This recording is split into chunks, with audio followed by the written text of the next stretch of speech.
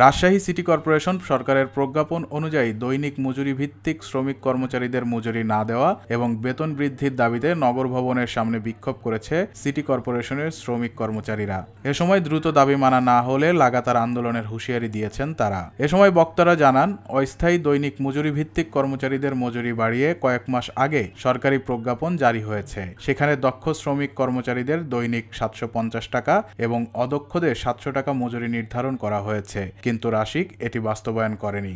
তাদের অভিযোগ, এখনও রাশিকের শ্রমিক কর্মচারীদের দৈনিক 484 টাকা মজুরি দেওয়া হয়। শুক্রবার ছুটির দিনেও তারা মজুরি পান না। ফলে শ্রমিক কর্মচারীরা মাস শেষে বড়জোর 10 থেকে 12,000 টাকা পান, যা দিয়ে তাদের সংসার চালানো সম্ভব হচ্ছে না। আমরা জানি যে বেতন বৃদ্ধি পাবে বা বৃদ্ধি হবে বা কর্মকর্তা দিবে, কিন্তু আজ জুন, জুলাই, আগস্ট, সেপ্টেম্বর 1 টাকা বৃদ্ধি করেনি। আমরা মানবতার জীবন যাপন করছি। উনি 1 তারিখ থেকে 2 তারিখ, 2 তারিখ থেকে আজ 7 তারিখ হয়ে গেল উনি মিটিংটা করতে পারলেন না। অথচ 3 তারিখে তার অলরেডি ট্রান্সফারের চিঠি চলে আসছে।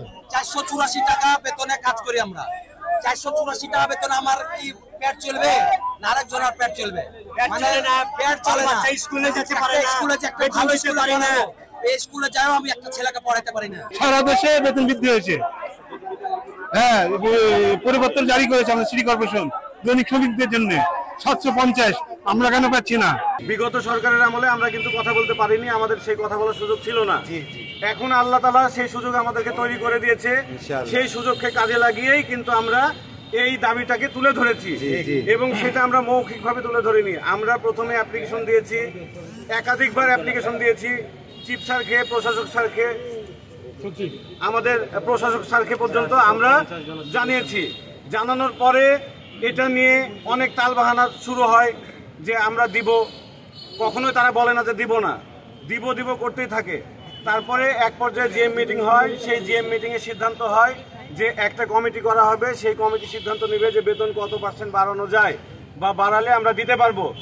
এই কথাগুলো যদিও ইন্টারনাল, কিন্তু আপনাদেরকে বলছি এই কারণে যে আপনারা যেন আমার কথা বিশ্বাস করেন, সেই জন্য আপনাদের প্রতিনিধিদেরকে নিয়ে আমরা চিফ স্যারের সাথে কথা বলেছি।